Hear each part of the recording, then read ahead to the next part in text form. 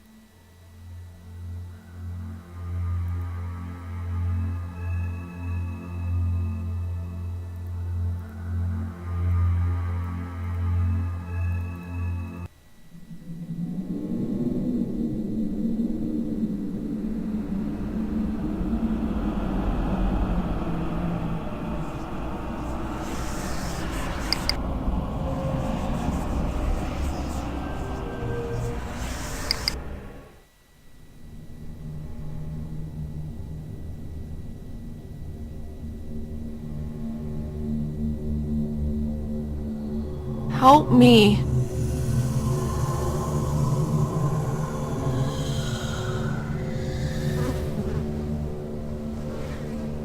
Help me.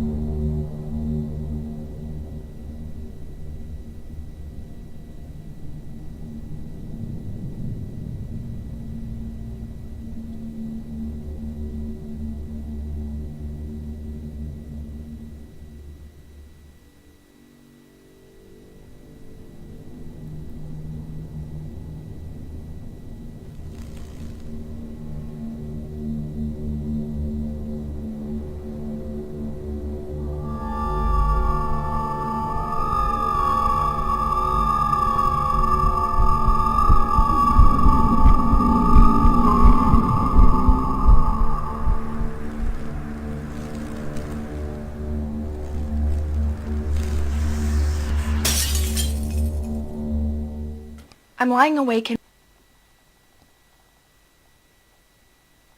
From the beginning, I felt someone here is helping me. Someone's reading my journal or my mind and helping me deal with my problems. As hard as it is to imagine,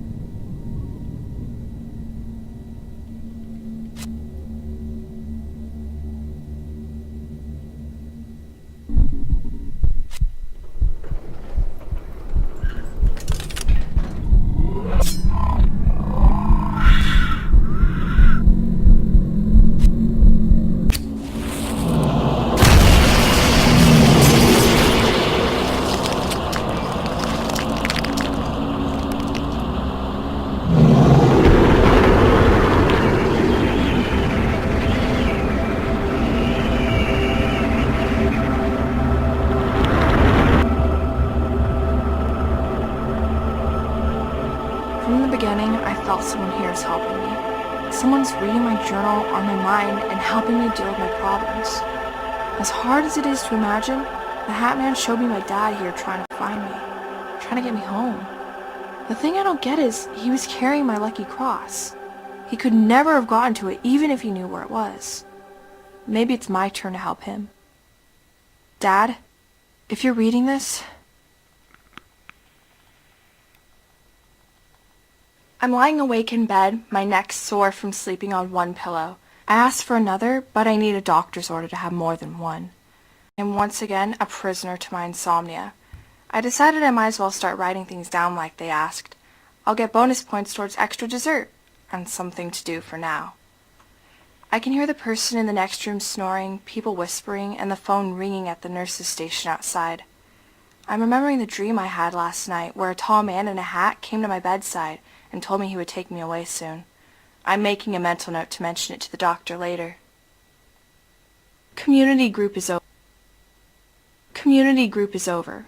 I'm not sure who thought having insane people entertain each other was a good idea. Surprisingly, everybody was there today. Nobody killed themselves. That makes it a good day. Somebody cried today, but somebody always cries. Today's goal is to keep myself distracted and try not to think of new ways of killing myself. I told them I'm past it. Been there, done that, I said. But they didn't think it was funny. I remember something else about my dream. The man in the hat was wearing all black. Even his hat was black, and his skin was black. His eyes. I can't describe his eyes. It was like he had no eyes. Just empty sockets that seemed to be pulling on my soul. I remember being so happy when he said he would take me away from here. But now I'm afraid of where he might take me. Process group with the social workers seemed like a huge waste of time. Everything we talked about after they said we were having sloppy joes for lunch seemed to have nothing to do with me. I tried bringing up my dream, but that just led to a discussion of more medication. As everyone was getting up to leave, Tanya walked me to the bookcase, reached behind it, and pulled out a book. She told me to read about the shadow people, and specifically someone referred to as the Hat Man. She said I would find my answer there. For recreational therapy, I read Tanya's book. It was a journal written by other patients about their encounters in the asylum with the shadow people. A couple had even seen the Hat Man just the way I did. I was still reading when they called lights out. Now, I don't claim to know much, but reading about a man who paralyzes people, chokes them, and steals their soul is not recommended reading for insomniacs just before bedtime. But now I know who I'm dealing with, even if it's only the meds creating him in my head. I'm not dead. At least I don't think I am. My butt still hurts from the chair I sat in while reading. I have to spend all of eternity with a sore butt. Those people should really get a padded chair. He got into my head. I saw him and tried to escape, but he got into my head. It's those eyes. It seems like some sort of limbo, somewhere between life and death. I don't see anyone else, so I guess I'm on my own. It's strange that the only thing I have is my journal. It must be because I was holding it when I got here. If I learn anything, I will write it in my journal. It seems like it might be the key if I ever want to get back. I'm attaching a picture here from the book of the Hat Man. If I go missing, go look for him. What if I disappear and no one comes looking? I need to make it through the night. I've definitely crossed over to somewhere. I'm not dead. At least I don't think I am. My butt still hurts from the chair I sat in while reading. This place is like the hospital after they let it go for a century or two. Just before I got here, I remember seeing the Hat Man, and I tried to escape, but he got into my head. It's those eyes. I found a flashlight. This looks like some sort of limbo, somewhere between life and death. The best part, nobody here telling me what to do. Strange I still have my journal. I was holding it when I got here. If I learn anything, I'll write it in my journal. It seems like it might be the key, if I ever want to go back. I've not seen him here yet, but I heard him. As soon as I did, I hid and let him pass by. It's like he knows I'm here, but not where I am. I think when I don't move, he loses track of me. I tried crouching and turning off the flashlight, and those seemed to help. He seemed to go away faster. Running is the worst, so I tried not to run. When he was near, I could hear my own heart beating. I've never been this scared. This place is really messed up. I go down one hall, backtrack, and everything has changed. If this is a maze, then I have no idea which way is forward. But since I can't go back, I need to keep looking. There has to be something to this place, and I need to find it. I didn't see him, but I heard him. He was so close I heard his groan. After he left, I realized the hallway I ran down has a huge hole in it. If he had chased me down, I would have been stuck. Literally. There are huge spikes at the bottom. The only thing big enough to put across it is the board nailed into the wall next to it, but I'm not strong enough to pry it off. I need to avoid this hallway. Hopefully, I won't be its next victim. Something happened. The hallway with a hole in it now has a... Something happened. The hallway with a hole in it now has a board across it. It's like the wall just crumbled. Or somebody made it crumble. Maybe there is somebody else in here after all. If there is, I have to find them. Or, if you read this, maybe you can find me. Is this a dream? Or was I dreaming before? Maybe it's the drugs.